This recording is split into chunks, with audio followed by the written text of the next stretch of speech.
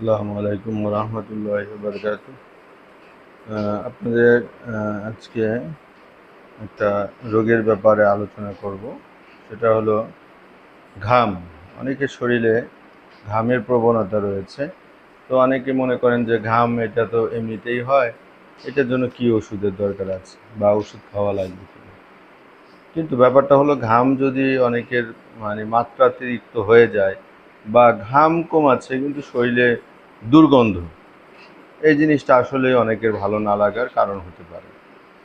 তো নিজের কাছে অনেক সময় ভালো লাগে না, এবং পরিবার পরিজনের কাছে বা বন্ধু সার্কেল যাদের সাথে নিয়মিত চলাফেরা করা হয়, শিক্ষা প্রতিষ্ঠানের ফ্রেন্ড সার্কেলদের সাথে বা সহপাঠীদের সাথে, সেক্ষেত্রেও ঘামের কারণে দেখা যায় নিজেকে লজ্জার পরিস্থিতির শিকার হতে হয়।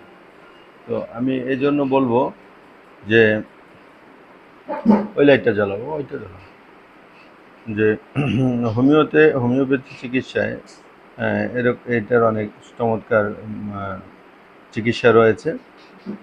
যেমন কিছু রোগী আছে শীতকাতর, শীত প্রবণতা বেশি, হ্যাঁ, হাত ও পায়ের তলায় দুর্গন্ধ থাকে, মাথার সম্মুখ ভাগ অর্থাৎ মুখমণ্ডলের ঘামেও ভিজে থাকে। তো সেক্ষেত্রে সাইলেসিয়া ওষুধটা প্রয়োগ করতে হয়।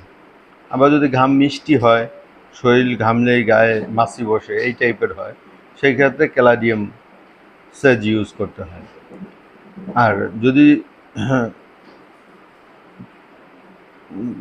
হাতে পায়ে বগলে দুর্গন্ধ থাকে, দুর্গন্ধযুক্ত ঘাম, সেক্ষেত্রে অ্যাসিড নাইট ইউজ করতে হবে, অ্যাসিড নাইট খেতে হবে।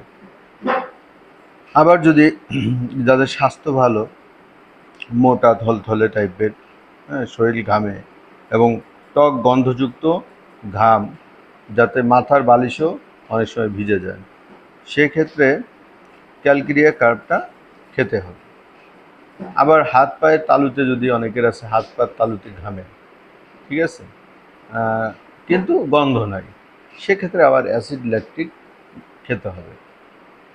আবার অপরিষ্কার, নোংরা, ময়লা হাতে অনেকে আছে খাদ্য গ্রহণ করে থাকে, ধুলাবালি, পায়ে বিছানায় ময়লা নিয়ে পায়ে বিছানায় শুতে যায়, ঠিক আছে, শীতকাতর, স্নান করতে চায় না, হ্যাঁ, এই ধরনের রোগীদের দুর্গন্ধযুক্ত ঘাম থাকলে তাদেরকে আবার সরিনাম খেতে হবে।